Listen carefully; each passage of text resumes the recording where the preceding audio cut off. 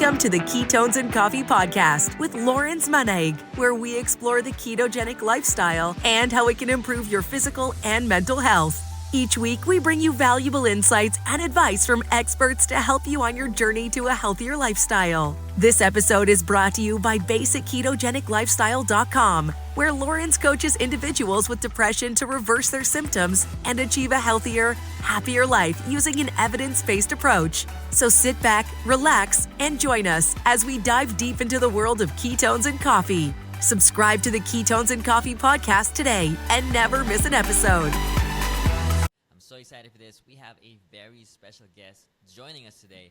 Dr. Mary Newport is a board-certified pediatrician and a neonatologist, with over 30 years of experience in her field. She is also a Certified Ketogenic Nutrition Specialist through the American Society of Nutrition and an international speaker on the benefits of ketones as an alternative fuel for the brain. In addition, Dr. Newport is the author of 3 books, including Clearly Keto for Healthy Brain Aging and Alzheimer's Prevention. Her groundbreaking research and experience with ketones have made her a leading authority on the subject. In 2008, Dr. Newport implemented a ketogenic nutritional intervention using coconut and medium-chain triglyceride oil that drastically improved her husband's early-onset Alzheimer's disease. I'm so excited for this. Dr. Mary Newport, welcome to the show. Oh, thank you, Lorenz. Thank you so much for having me on your show. Awesome. Dr. Mary, it is my honor to have you on the Ketones and Coffee podcast today. And, well, also thank you so much for taking the time to join us and share your inspiring story and mission. When I asked you to come on the show, you were very eager to come on to share your story and mission. And I love your work with, ketones and brain health. It's been truly remarkable as I dig deeper into this side of health, and truly remarkable. And I can't wait for our listeners to hear more about it. I must say, your book, the complete book of ketones, is a fantastic resource as someone who is passionate discussing the connection between keto, mental health, brain health, and for our overall health. I find your research to be, right up my alley here. Great. Dr. Mary, your journey to exploring the benefits of ketones for brain health is, a deeply personal one. I read your story, and, as your late husband, battled Alzheimer's with, was that Lewy body dementia? Yeah, Lewy body dementia. And until his passing in 2016. I read your book. It became clear to me that he experienced a miraculous recovery thanks to the ketogenic nutritional intervention, which was, and it was, for me, almost miraculous, which, was not prevalent at that time and is not, I think, not widely used today. No, not yet. It's getting there, though. Look, people are finding it slowly but surely. Yeah, and we all know someone who has been affected by this disease, whether it be a family member, right, or friend, perhaps even ourselves. Your story offers a lot of hope for people, answers for many people searching for that solution, like yourself when you were searching for that. I'm confident that by sharing your experience, we can provide valuable insights that will help our listeners in their own journeys. So I think we have to start with your story, and it's incredibly important conversation to have, and I'm grateful to have you here. Dr. Newport, could you please share your story with our listeners and tell us more about your experience with ketones and brain health? Okay. Well, the story begins actually a little more than 20 years ago.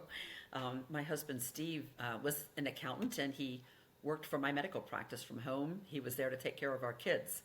I'm a newborn specialist, and I got calls constantly to the newborn ICU for emergencies, to the delivery room. So he was there for our children.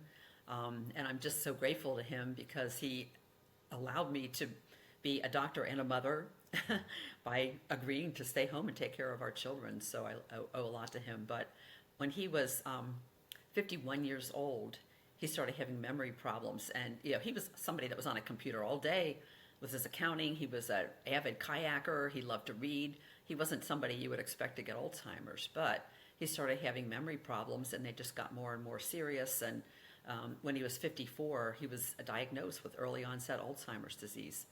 And a couple years later, he could no longer drive. He couldn't even remember how to turn on a computer, much less use a mouse or do anything else on a computer, even though he had spent years every day on a computer. It was tragic. And so in 2008, fast forward, he was going downhill very quickly. And I really thought I would probably lose him within the next 2 or 3 years. He was forgetting to eat.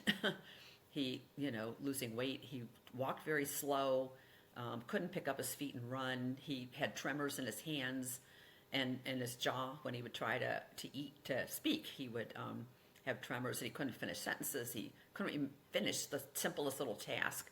And so things were not looking good at all. And we had 2 clinical trials become available in our area that, nothing had been available for several years. And so I had him scheduled to try out, do screenings for these clinical trials 2 days in a row. And they were at 2 different research centers in our area. So the night before, I'm on the internet looking at the risks and benefits of the 2 drugs, because we would have to choose if he got accepted into both studies. And I came upon a press release about a medical food that was going to come out about a year later. And they said that it improved the memory and cognition in nearly half of the people with Alzheimer's that took it. And this was just after a single dose. And then they had done another study that was 90 days duration. For some people, it was 6 months. And again, almost half of them improved, and they maintained their improvement over time. So this sounded very hopeful, but they didn't say what it was or what it did. So I was able to get their patent application online. It's very easy to do that. And I learned that it was medium-chain triglyceride oil. And what I knew about that was, as a newborn specialist, we had added that MCT oil, it's called, to the feedings of our tiniest preemies back in the early 1980s. And then they started adding it to infant formulas, and it's still in infant formulas today. And I learned that it was extracted from coconut oil, which is also in virtually every commercial infant formula today, because they're trying to provide medium-chain triglycerides that are in human breast milk. So I thought, this is all very interesting. And the reason why MCT oil could help somebody with ketones with MCT oil, is because the liver partly converts them to ketones regardless of what you eat. And ketones are a fuel for brain cells. And all cells in our body need fuel. Virtually all need fuel to operate, especially our brain. It's very active. It requires a lot of energy. And on a typical diet here in the U.S. and probably in Canada, most people eat a higher carb, a little bit lower fat diet. They're not eating ketogenic or low carb diets usually. And in that situation, your body and especially your brain run almost completely off glucose.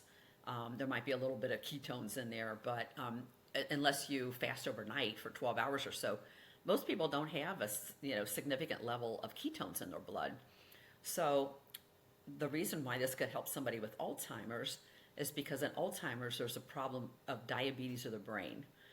It's very similar to type 2 diabetes in that usually cells require insulin to get, or directly or indirectly, to get into the cell, to get glucose into the cell to use as fuel. And with insulin resistance, the cells aren't operating normally that way. The receptors are not allowing glucose to get into the brain very well and into brain cells in Alzheimer's. So it's a big problem. However, ketones are easily taken up. They don't require insulin. They cross the blood-brain barrier, get into the brain very easily. They're taken up very easily into cells. And, cells can switch over immediately from using glucose to ketones. And there's a researcher in Canada, where you're from. He's in Quebec, Dr. Stephen Cunnane at Sherbrooke University. And he has used ketone and glucose PET scans in hundreds of adults of all ages, healthy and people with mild cognitive impairment, which precedes Alzheimer's, people with Alzheimer's. And he's been able to show that ketones are taken up normally in the affected areas of the Alzheimer brain.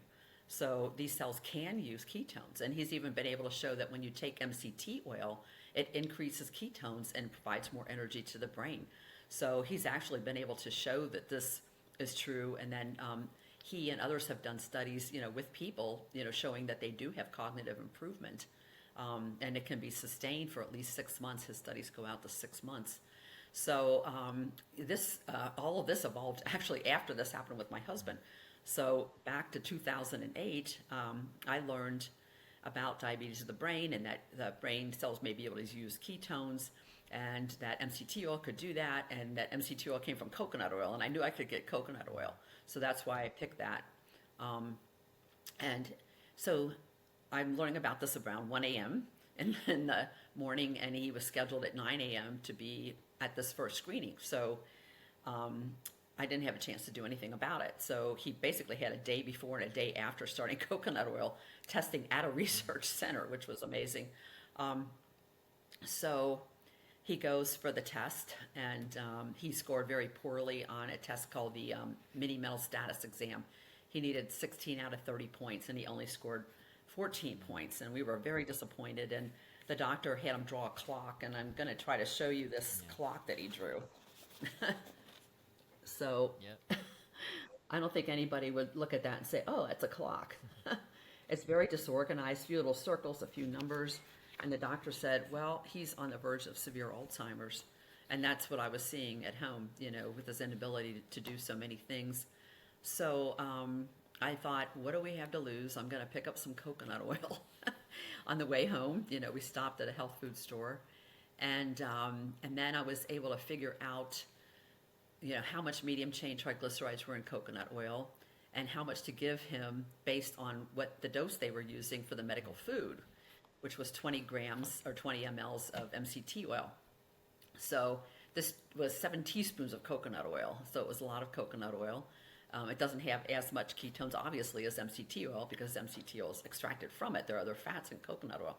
So the next day, he was scheduled again, this time at 1 in the afternoon. And that allowed me time to give him this in the morning for breakfast around 9 a.m. And he got the little over 2 tablespoons of coconut oil. We went for the screening, and this time he scored 18 points, and he qualified for the study. Just And that morning. that morning, yeah. So this is the very next day, 3 hours after he took the coconut oil, about 4 hours after, he had this 4-point improvement in his score. And we weren't in the same location. So the things that he got right were the season, the day of the week, the floor we were on in the institution, and the town that we were in, which was different.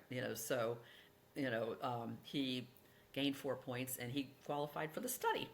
So I thought, was this just really good luck? Was it prayers? Was it, or was it really this? And I thought, okay, I'm going to explore this, and we're going to keep it going. And so every morning thereafter, I gave him, a little over 2 tablespoons of coconut oil for breakfast. But then even the next day, I thought, that this medical food was going to be 1 dose in the morning. But they showed in their studies that the ketone levels peaked at about 90 minutes and were pretty much gone after 3 hours. And I thought, well, your brain needs fuel 24/7. So, what if we give it to him throughout the day, at various meals, just start cooking with it and giving it to him. Maybe that could help ketones coming to his brain, round the clock instead of just 1 dose a day. So that's what we did. And really over the next 4 or 5 days, he improved so dramatically already that we looked at each other and said, our life has changed. Something has happened here. So we continued it. I started contacting, Dr. Richard Veach at the NIH. He was the world expert on ketones. He had been studying ketones since his career, since he was a PhD student at Oxford in the 1960s. And he had started intensively studying ketones as potential therapy in the 1990s, and he was developing a ketone ester. And I had gotten somehow his phone number, I think it was on Wikipedia, and I called him, and he actually answered the phone himself. I was just really shocked. And, so at first I asked him, theoretically, do you think coconut oil could help? And he hadn't really heard about that. He didn't, I think he didn't realize that MCT oil was extracted from coconut oil, but he had heard about MCT oil, and the inventor of that idea, Dr. Sam Henderson, had called him a few years before to ask him about MCT oil. And he said, oh, I don't think the levels would be high enough. The ketone ester that he was making, which is actually out on the market now since 2018, you could easily get 10 times the levels of ketones that you can get with MCT oil.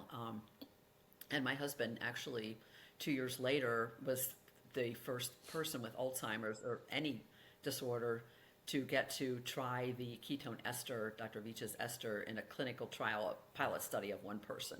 And it did get published in 2015 in Alzheimer's and Dementia, the Journal of the American, or the Alzheimer's Association. So, but Steve, he just steadily improved. He improved, things like his gait. He started walking normally. By about 2 months, he could pick up his feet and run again. His tremors disappeared. He talked more smoothly. He could finish his thoughts. He recognized family members that he didn't recognize a year earlier, and just many things. And he had a visual disturbance. This one was one of the most interesting things to me. About 3 or 4 months after we started doing this, and we had already added MCT oil too. So we were doing coconut MCT. He was getting 2 or 3 tablespoons several times a day, so quite a lot of it. But at about 3.5 months, he said, I can read again. And I said, huh? I said, why couldn't you read? And he said, when he would look at a page, like in a book, that the words, he said it was like they went into pixels and they started moving around on the page. He said it was sort of like what you see in your TV when there's satellite breakup, that something like that would happen, and he couldn't read. But that stopped. It just suddenly stopped. And thereafter, he could read. I tested him numerous times, and he could read. He said it wasn't happening. And to me, that was quite interesting. That was probably part of his Lewy body dementia. He donated his brain, and we found out he had mainly Alzheimer's, but also Lewy bodies all through parts of the brain.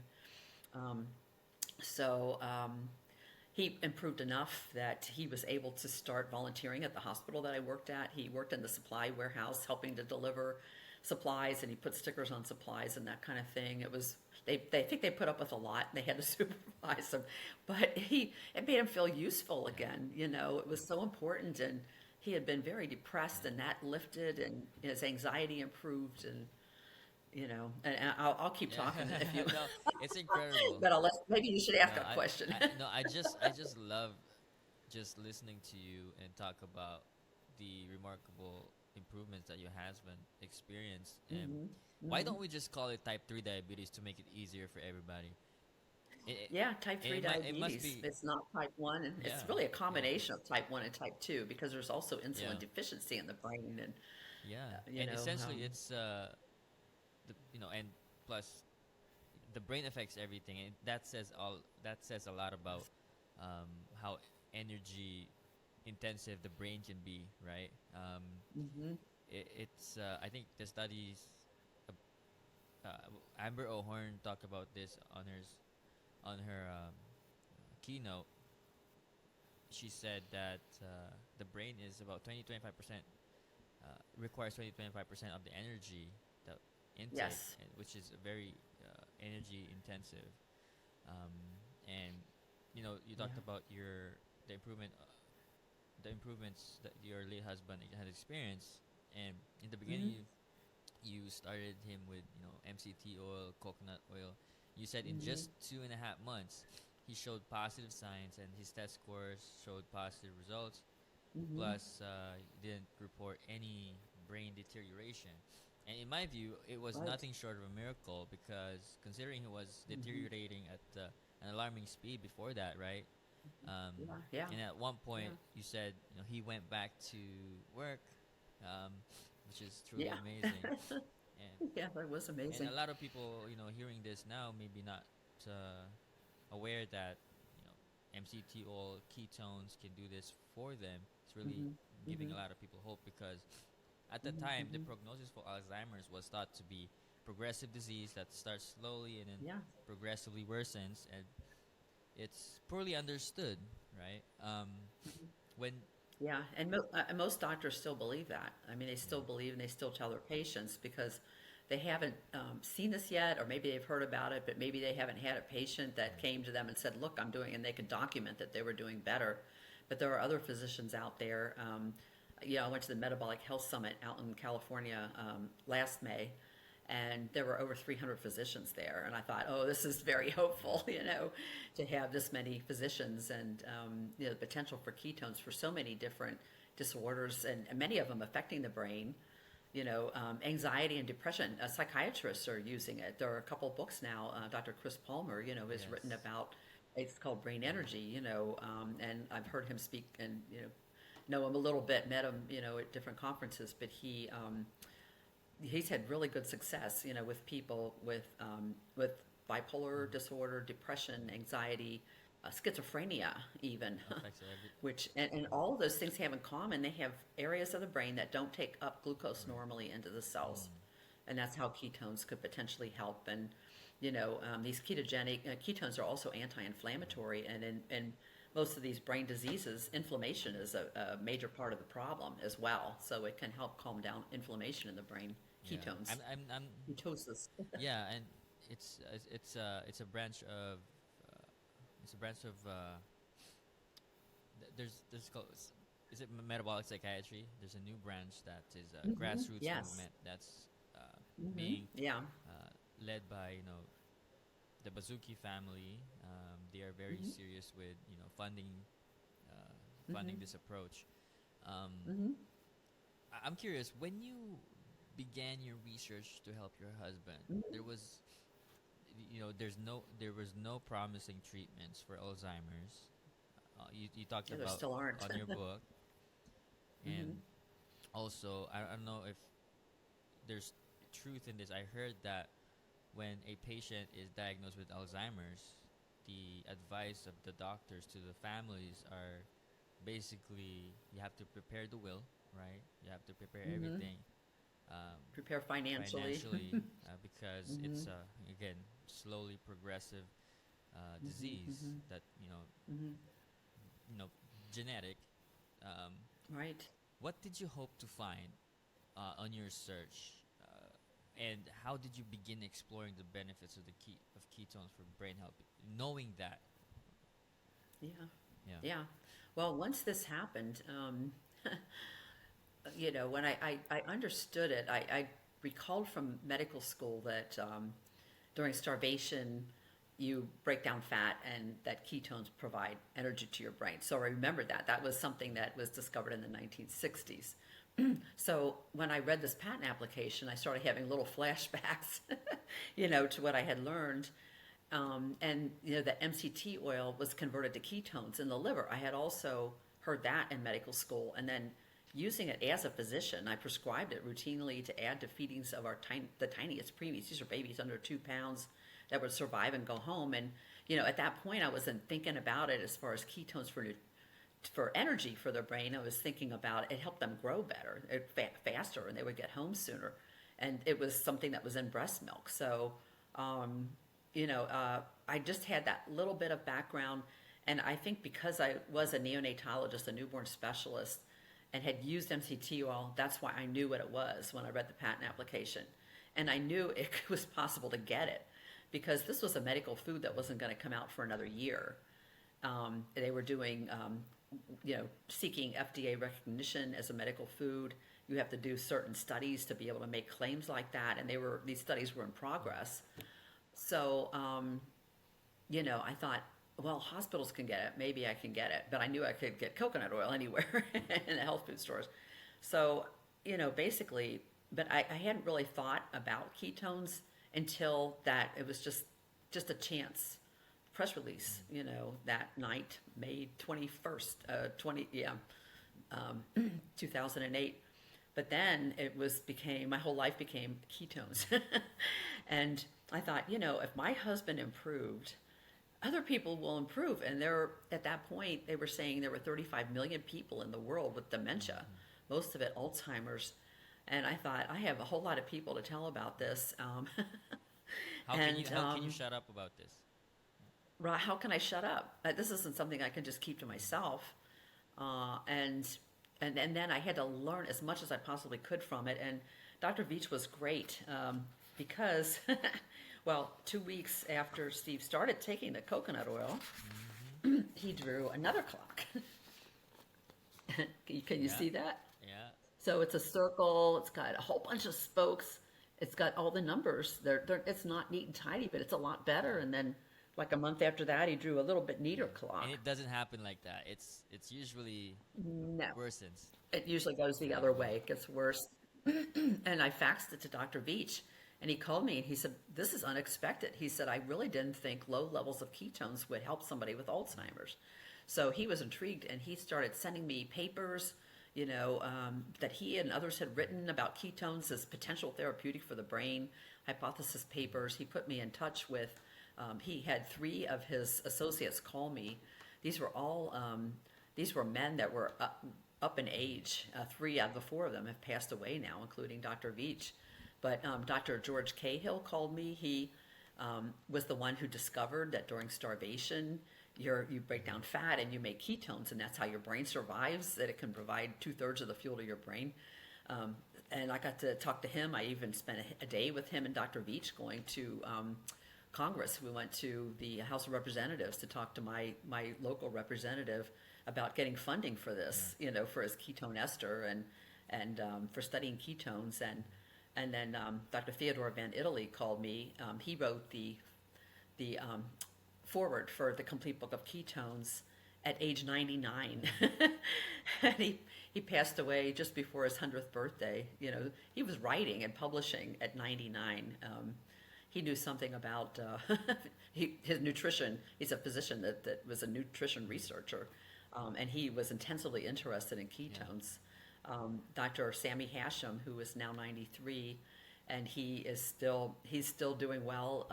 He has a ketone beta hydroxybutyrate triglyceride that is working its way towards recognition as a medical food, doing some pilot studies and that type of thing. So, I got to actually talk to these people, and I got to meet all three of them. And to me, that was just amazing because these are the pioneers. These are the people who laid the groundwork for people now who I call the rising stars of ketone research.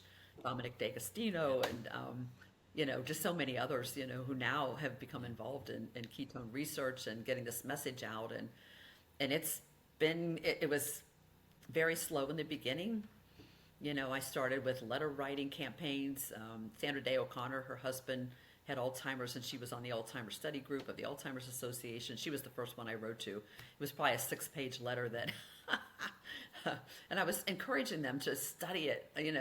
I wasn't saying, "Oh, you need to just broadcast it." Well, I kind of did tell them they should broadcast it to everybody now because this was a food that was available on the shelf. Yeah. People did not need to wait for a medical food to come out a year later. It was already available, and it was just food. Yes. It wasn't a dangerous, harmful Yeah. drug with terrible potential side effects. But I did make the point. I know my husband's only one case, but more study needs to be done. And please get your medical, your physicians and your researchers on this. And I wrote to so many people, politicians, the media, all the major cable channels. I mean, everybody, and nobody responded. think. It was You would think. you would think, but nobody responded. It was terrible. Yeah. I I, yeah, I went to an old. I Go wanna- ahead. Dr. Newport, this is all great. I want to go back to you at that time. Okay. How were you processing that? Because this is all happening around you, and you're meeting all of these people. Right. What did Yeah, it mean it for was- you in your research going forward, and how were you processing that? And you know that there's something here, but you just Yeah. want to tell everybody. Right. I just want to tell everybody. Well, I all I could think about was who to contact and how to get the message out. And about 2 months after this happened with my husband, I mean, he had improved so much, and my family confirmed it. He recognized them. They said, "Oh my gosh, he's so much better than a year ago." I thought, okay, I'm not out of my mind. So I wrote an article. It was just a self-published article. My plan was to take it to the Alzheimer's Association conference, which was in July that year, 2 months after in Chicago. And I sent them the little article that I was going to distribute in their exhibit hall at their conference. And I arranged to have a table. They agreed to it. They accepted my payment, everything. I had 1,500 copies of my article printed up. I called it a case study. It was, what if there was a cure for Alzheimer's and no one knew, was the title of it. And it was a case report about my husband and what had happened, and explained, what we've talked about. And then 3 days before everything's ready, it's all printed up in Chicago, they said, well, we changed our mind. We're not going to let you have a table. And you cannot distribute it. You can come to the conference, but you can't distribute your article. And I'm like, what the heck, So we handed out quite a few of them in Chicago. I did go to the conference. My sister and her husband came, and they hung out with Steve. And my sister, she passed a lot out on the street, and we took them to health food stores in Chicago. And I slipped them to about maybe 200 people at the conference. Dr. Newport, if you had to guess, why did they stop that from happening, do you think? Well, there are two possibilities. One, the company with the medical food, they also had an exhibit there, and I actually talked to them a few times while I was there. My table is going to literally be like right across from their booth. It was interesting, and I don't know if that had anything to do with it, or they told me something like this needs to go through the peer-reviewed process. So somebody got upset about it somewhere, that I would just distribute an article instead of going through the routine and, of that's my problem with it, Dr. Newport. Sorry to cut you off. That's my problem with it, because I know it's not peer reviewed, but we're looking at case studies after case studies with people that are actually showing that, doesn't that give at least, exploration, like, right? Right. Why not? Why can't people read about it, investigate it for themselves, and decide if this is something they want to do? It's just food. It's just not food. like it's like you said, it's not like it's drugs. Right. It's not a harmful drug. Drugs are toxic. All of them have side effects. Virtually all of them have side effects. Sometimes they can be severe. But this is the food. Coconut oil has been consumed by, they estimate 1 billion people in the tropical parts of the world eat coconut oil as a staple in their diet. It's just a routine part of their diet, and has been for millennia. That humans, we evolved in tropical parts of the world, and coconut is just a wonderful. It's got so much. It has coconut water. It's got the meat. It's got the oil. It's got a huge amount of nutrition in it, and there are areas where it's a large part. It can be a third of the diet. There were some islands in the I'm trying to think of exactly where they were, but in Asia, that 2/3 of their diet was coconut, and even their animals ate coconut. But they measured, they weighed them, they did their blood pressure, they checked their cholesterol levels, triglycerides, and they were normal. They weren't dying of heart disease, and they weren't having serious problems from it. This is what they lived on, and this is what they evolved eating, over time. And so it just kind of, it blows my mind that they would object, to having that. And they're all about developing drugs. That's their biggest thrust and their biggest donors. And I learned a couple of years later, Dr. Sam Henderson, that I mentioned earlier, who invented the idea of using MCT oil. He told me that they had stopped allowing nutrition-based companies to even have exhibits at the conference at that point. What's the threat to them, Dr. Mary? It's just the bottom line? But, I don't know. I mean, I guess multi-millions invested in drugs. They just, the idea that a food. But this is life we're talking about, though, Dr. Mary. It's, to me, it's upsetting. I'm trying to get to them this year. Again, I've been going to their conference now for 6 or 7 years. Again, I kind of didn't go for a few years. I was very upset But You know what, Dr. Mary? I it, had a similar situation where I had to, and then I stopped cold calling psychiatrists. Just I was calling psychiatrists around the area, talking about this new book by Dr. Christopher Palmer about brain energy and talking about them, and most of them are really resistant to it.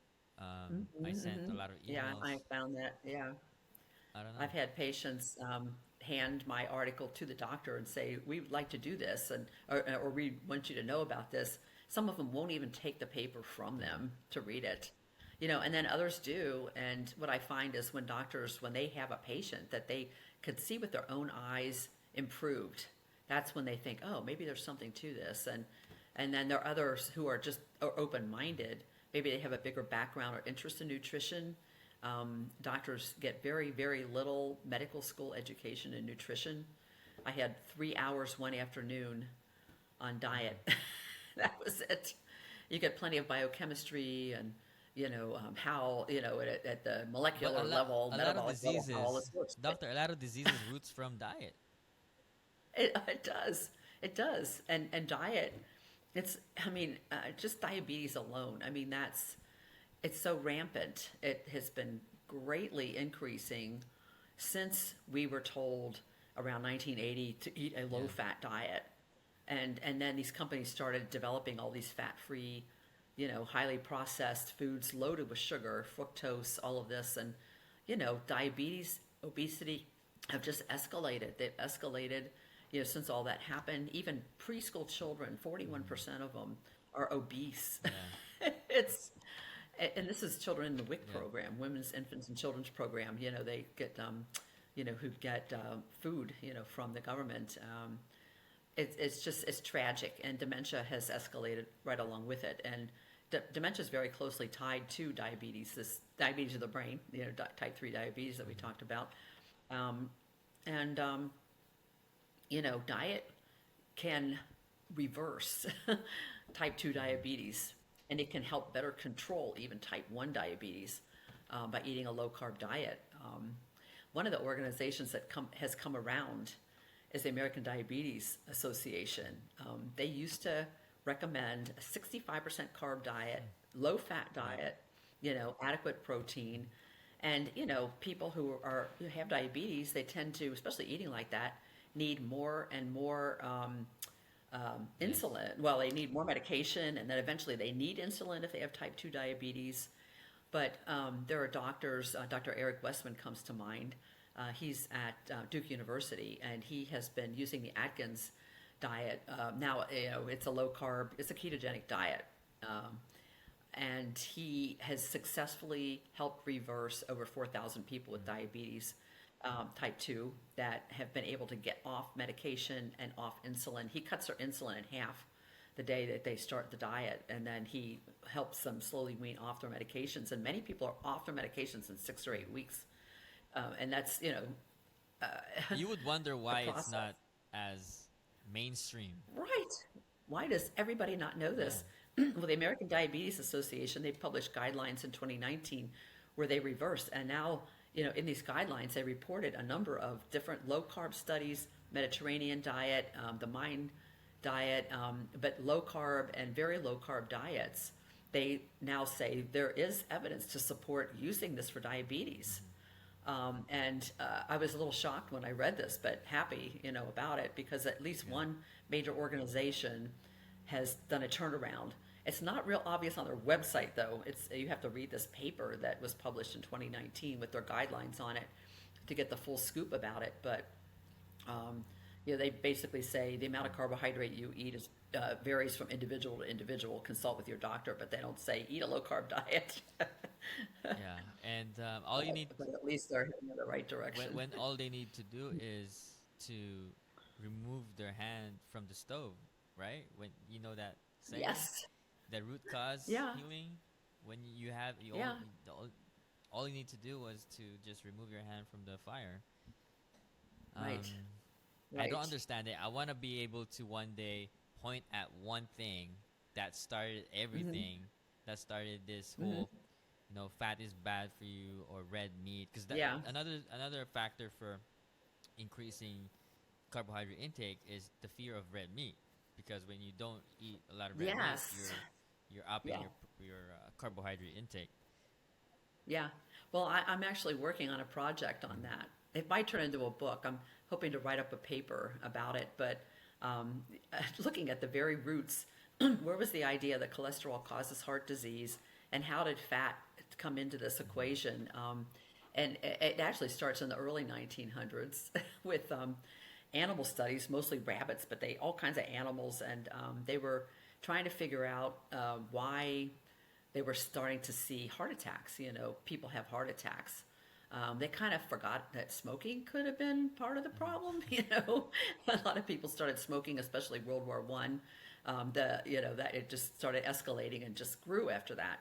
But there were other things happening too, like Crisco, which was hydrogenated shortening, came along around 1911, and then in the next like 10 to 20 years, hydrogenated margarines started coming in, and their competitors were butter and lard, and that's what people were cooking with, butter and lard and beef tallow, which is the fat from the beef.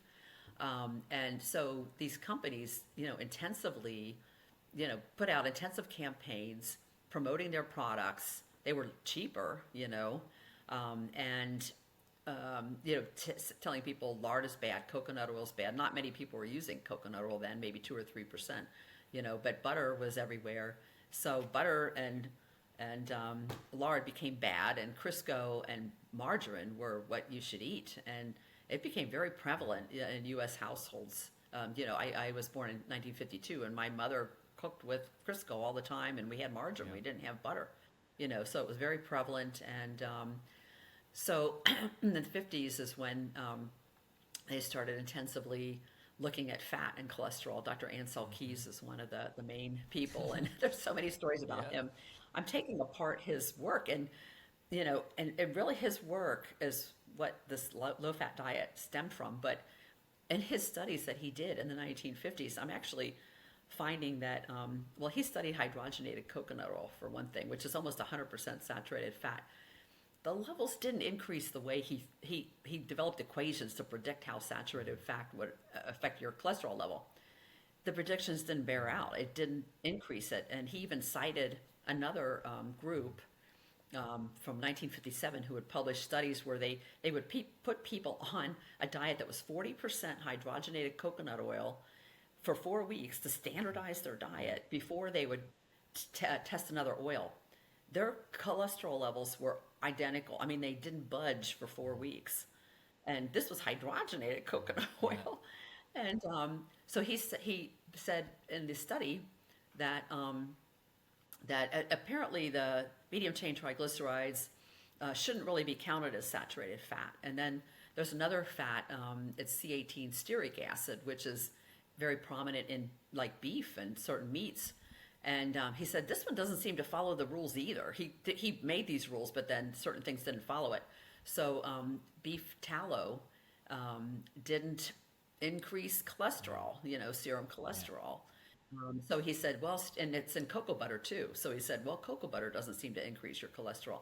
So he decided that stearic acid shouldn't be used in the equation for saturated fat. But that doesn't really leave much. It leaves like palmitic acid is the main thing in other oils and fats. And then let's see, there were a couple of other. So beef tallow didn't, coconut oil. Oh, butter. He said butter would only increase your cholesterol by like 1.5 milligrams per deciliter, and like a typical cholesterol, like under 200 is good. So 1.5 out of 200, that's nothing. And your cholesterol level easily fluctuates by that much in 24 hours. So he said, we don't really need to worry about butter. But people still, they got the word saturated fat, from this equation that he had developed, and they didn't know all that or forgot about it or whatever, and then saturated fat became evil. And then eventually all fat became evil. Yeah. And it goes deep. And all the it goes deep. And all these studies. All these studies. Dr. Newport, it's unfortunate to have to go back to 1900 just to explain to an individual why this is happening. Right. Yeah. And yeah. I also heard something about Dr. Ansel Keys about him eating a high saturated fat diet of steak and bacon. Like, Yeah, he did. He ate plenty of meat. He ate plenty of meat, and it doesn't yeah, make he sense. yeah, it doesn't make sense. Well, and all the studies too, like the American Heart Association, they're to me the number one culprit in spreading this perpetuating this low fat diet myth. Yeah.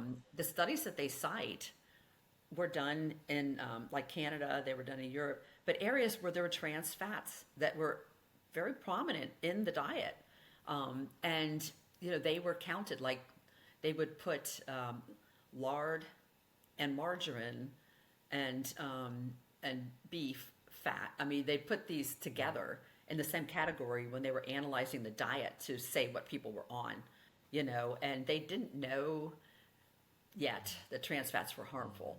But they were saturated fats because hydrogenation saturates the fats. Okay. That's what it does. But it also deforms some of the molecules in the fat. And it makes some of these trans fats that are Yeah. not normal for us to use in our cell membranes and everything else. But the studies were done Yeah. in people who were eating trans That's fats. fair. Doctor, So, that's fair. but they forget that. They forget all That's that that's and they fair that ignore they it. didn't And know trans fats, right? But right, the right. fact that But they do they now. do now, but the fact that when there are studies coming up that Yeah, opposes cholesterol is bad, right. what do? They Yeah, shut it down. yeah, They don't fund it. They yeah, shut it yeah, down. right. Yeah, they That's shut it my down. that's my problem. Yeah, yeah. So I've been looking at these coconut oil studies. They do another kind of screwy thing where there was an article published in 2020 that really trashed coconut oil. It was in Circulation. It was American Heart Association journal, and they had 16 studies. They were from 1985 until about 2018, I think was the last one, or maybe 2016. And they, instead of reporting what was the result for cholesterol levels for people in the coconut group from before they started the coconut oil to the end of the coconut oil, they only compared them to the other oils that they were studying. If another oil improved cholesterol more than coconut oil did, they reported as increasing cholesterol, even if the people taking coconut oil had lower cholesterol. It would look like a positive. It's really complicated, but they have a graph showing. So I got every single article, and I've read through all of these. And when you actually plot out the people who were just taking coconut oil, they're before and after, it's nothing like what they reported. Like in some of the short-term studies, it goes up by like less than 5% if you average them out, the cholesterol level. But these are 3 to 5 week studies. By the time you get out to 8 to 15 weeks, it's back to baseline. I mean, the average difference was basically zero. And then a 2-year study, of coconut oil, and 100 people took coconut oil, 100 people took sunflower oil. At the end of the 2 years, they had almost identical cholesterol levels to where they started out 2 years earlier. So in the short term, if you throw a large amount of anything into your diet, there's going to be some metabolic change, for a period of time, but maybe weeks. But even some of the short-term studies, there were a couple of short-term studies where the cholesterol went down in the people. The average cholesterol went down, so, and then individuals vary extremely much. They only look at group averages. They don't look at what happens to individuals. And I found a graph from Ansel Keys from the 1950s again. He didn't have the graph in, showing the individuals, but he had a table showing their results over about 7 or 8 weeks. And he basically, I plotted them out. And these were men who were schizophrenic. They were all living in the same facility. They were eating exactly the same food. They were put on the same menu because they were going to be in the study. And these men, there were men that had cholesterol levels of 300 milligrams per deciliter and 160, like half the cholesterol level, and everything in between. And they're from week to week to week, they changed drastically and differently. So each individual was so different. There were, they went from eating a higher fat diet to an extremely low fat diet, 9% fat. and their cholesterol levels, almost everybody dropped, but not everybody even dropped in that case. So these studies, they look at a group average. They don't look at what happens to individual people. And, I think that is a big problem with a lot of research now, like MCT oil. There's that thing about ApoE4, people who have this ApoE4 gene who are more likely to get Alzheimer's. When they did that first study for that MCT oil, they found that when they separated the people who were ApoE4 from those that weren't, they said the people with ApoE4 didn't respond to MCT oil. Well, my husband was ApoE4, and he did respond.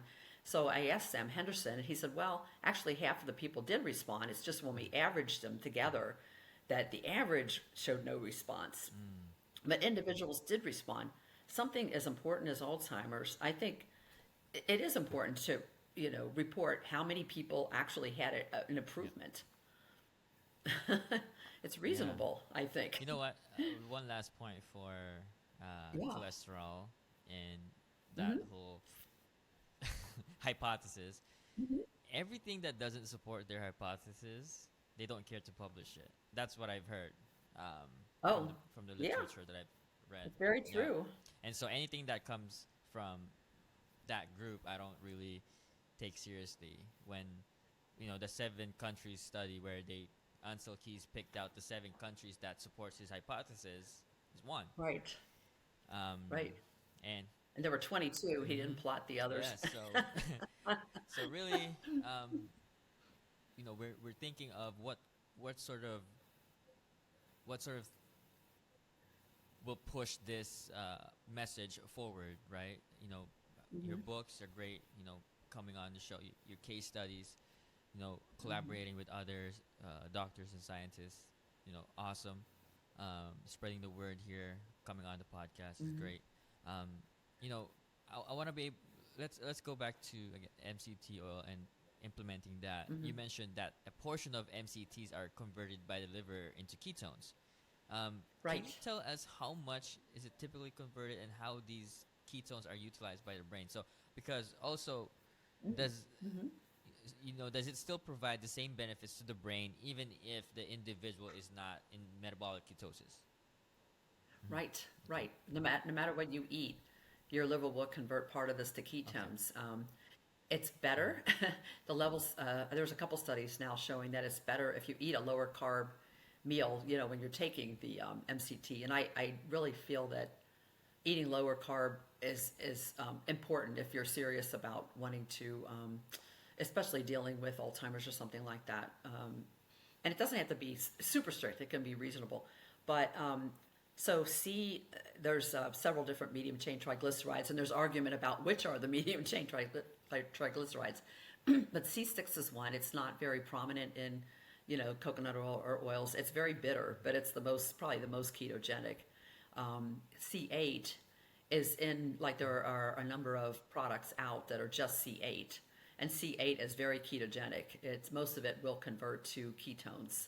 C10 is not as ketogenic. That's how many carbons are in the chain. So there are 10 carbons in the fatty acid chain. But it has other properties. It has anticonvulsant properties. It's actually on par with some anticonvulsant medications. And there's a product out, it was put out from the UK called K-Vita, where it's 80% C10 and 20% C8, and usually they reverse, in standard MCT oils that C8 is higher. But it's for, people with diabetes or with epilepsy to help control seizures. They're using that, including that in their diet. C8 and C10, there's a new study out this past year that astrocytes in the brain they prefer C8 and C10, these medium chain triglycerides, as fuel to beta hydroxybutyrate, but neurons prefer beta hydroxybutyrate directly, getting it directly. So it kind of answers an interesting question, because the exogenous ketone supplements, ketone salts, ketone esters, you can get the actual ketone that you make from fat in your body, beta hydroxybutyrate, in these supplements. And they first came out in 2016 with the salts, and 2018 with the ester.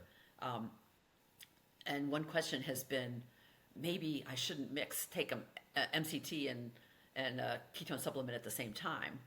Well, I think maybe you should, because you'll feed your astrocytes with the MCTs. They like that, and the neurons will get beta hydroxybutyrate from the esters. Astrocytes can convert C8, C10, and C12. We know, which is lauric acid, half of coconut oil, can convert it to ketones. And they can shuttle ketones to the neurons. Astrocytes are cells that feed the neurons. They nourish the neurons. They help maintain electrolyte balance in the neurons and that type of thing. So I think there's value to doing all of that. And then, eating low carb to get away from eating so much sugar and processed foods, eating more whole foods, I think are very important. And there's just kind of a way to combine all of that. And there are people now, my husband, he lived for 8 years past that. The beginning of the end was he had a seizure. He fell straight back, had a terrible seizure. I was at the hospital, and he stopped breathing. He turned blue. He was still blue when I got home, and he became completely dependent after that. And it's a common complication of Alzheimer's and Lewy body dementia to have seizures. So some people have said, do you think the ketone ester caused it? I'm like, no. No, it did not cause it. It was Alzheimer's and Lewy body dementia. So then he did pass away from Alzheimer's disease. But he was late. He was already quite far on the verge of severe Alzheimer's when we started this. And I thought, if we can get to people before they have it, think about like I started doing all of this right away when he did, because I have Alzheimer's on both sides of my family. And I thought, if it could help somebody who has Alzheimer's, it may be able to prevent it. So I've been taking a preventive strategy. My book, Clearly Keto, that's really what it's all about, trying to prevent, brain aging, enjoy healthy brain aging, and prevent Alzheimer's, not prevent aging, but prevent Alzheimer's. We have no choice about aging, but we can do it better, But I've had some people now that I've been following for years that are doing a combination of ketogenic strategies that have done quite well. There was a lady in Germany. I have a third edition of this book coming out in September, so she's going to be in it. There's several people that will be in it. Her name's Helga Rora, and we met her in Greece when I got to present at a conference there about coconut and MCT oil. And she had Lewy body dementia. She had just been diagnosed within a year, and she was at the conference. I told her about the coconut oil. She came to my presentation, and she started doing that. And then she added a ketogenic diet. She started doing more exercise, and she wrote the foreword for the German version of my book that came out a couple years later. And now she's on Facebook. I communicate with her all the time. She should have passed a long time ago from Lewy body dementia, but she's still going strong. Wow. This is 12, 13 years later. And she writes books. She speaks about dementia. Very interesting.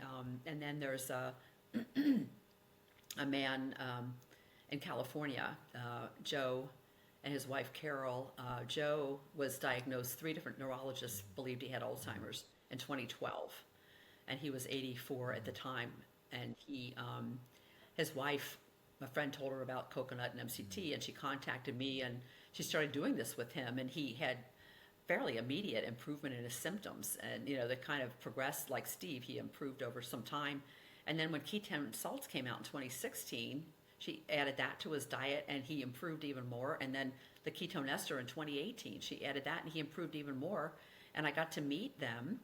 He would carry on just a perfectly wonderful conversation. He was right up on the politics and the news, and just a delightful man. He'd been an elite swimmer. He had eaten a Mediterranean diet his whole life, and he was a surfer until he was 89. He was out in California, and he was doing very well. Yeah. And his last 2 neurology evaluations, they said he had mild cognitive impairment, which precedes Alzheimer's.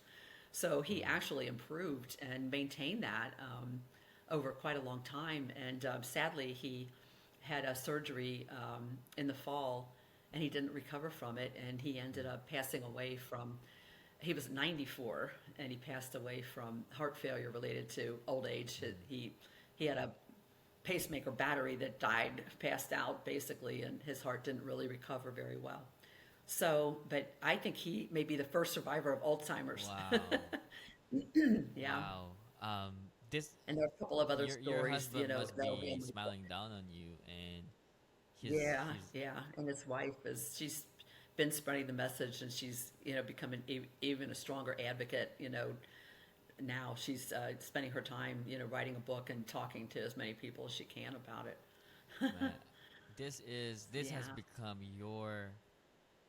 the driving force of your life, Obsession. your passion. Yes, Everything it has. comes to Yeah. this now, and there's a lot of you know a lot of work to do. But if there's Hmm. one person, like the woman that you met at the conference, if there was one person Hmm. that's willing to listen to you and resonate with your Right. story, this is not for nothing. You're Hmm. this is life Yeah. saving Yeah. for a lot of people. It is. It is. Even though the standard care or the uh, mainstream medicine Hmm. doesn't recognize it, I believe that one day it will be.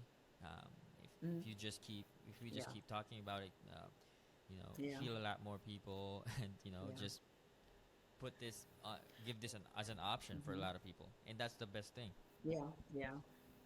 Well, back in 2008, I felt like a lonely messenger for all of this. Dominic D'Agostino, I met him later that year, and that became his life's work. I was so happy that he was inspired. I thought I'd find a researcher in Chicago at the Alzheimer's conference, but he was right here in Tampa near me.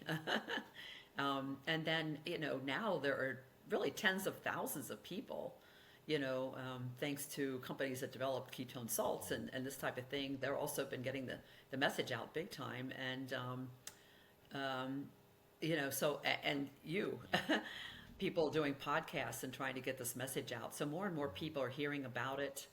I, the Alzheimer's Association, surprisingly, has come around somewhat. Since 2017, they've had usually at least one session on ketones at their annual conference. Dr. Cunane has gotten to present there a Awesome. number of times. I, in July, I am going to be presenting two posters. One is on a personalized plan based on what my friend Joe, was doing, and other people that are improving, that are sustaining it for years.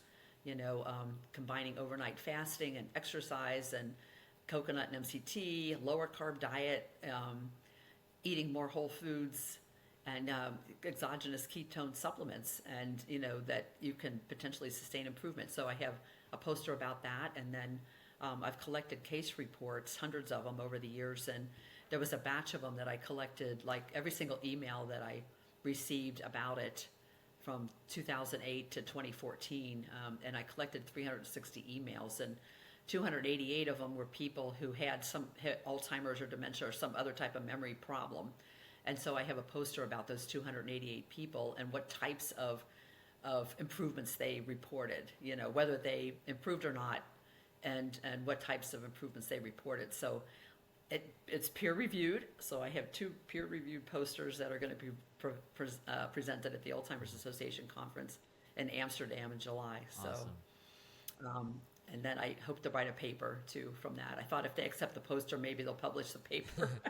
Well, I'm forever indebted to having you here, because Thank you. what you're telling us right now, saving a lot of I believe you're saving a lot of people's lives here and giving a lot of people hope, even though compliance may be a factor. Mhm. However, giving families an option is huge for Yeah, people, and just it is huge. that's my thing. Just give people Hmm. options, Hmm. as long as they have the Yeah, options, right? Everything on the right. table, right? Yeah. If That's they what know that's about it, they that's the have the best we could do. option to think about it. Yeah, that's the best we And could do. yeah, and a lot of people, how do I get started with this? Yeah. Well, some people think they'll take one teaspoon of coconut oil and they'll be cured. No, it's Lifestyle. patience, perseverance, Yeah. consistency. It's over time, and it's you basically need to keep doing it because some of the improvements will go away if you stop doing that. And I do have a website. I don't know if you want to post a link or you want me I could just talk to to you say all it. day. I know we've went Oh over yeah. the time here, but yeah, can you share your links? And I'll share everything down below. But where can people find you, Dr. Mary? Yeah. So my website is coconutketones.com, COCONUTKETONES.com. There's no Y in ketones. Um, and I have diet guidelines. I have a page dedicated to Alzheimer's and dementia that talks about each of the different ketogenic strategies that people can do and diet guidelines for using coconut and MCT oil and articles about how, all about ketone salts, what are some of the potential problems, same thing for ketone ester, and how to get started with it. So there's a lot of free information people can get from my website. Awesome, guys. Get on that. If you know anybody, I know Alzheimer's affects a lot of us, and it's a disease that's viewed as a slow progressive disease where a lot of people really poorly understand it. And today, Dr. Mary, Dr. Mary's story here gives a lot of people, hope and inspiration to, keep looking for and keep being open-minded with these sort of things because this may just save someone's life. Thank you so much, Dr. Mary Newport, for coming on and sharing your story. Thank you. Yeah, thank you, Lorenz. I really greatly appreciate the invitation to share this message with more people. Awesome. Dr. Mary, thank you so much.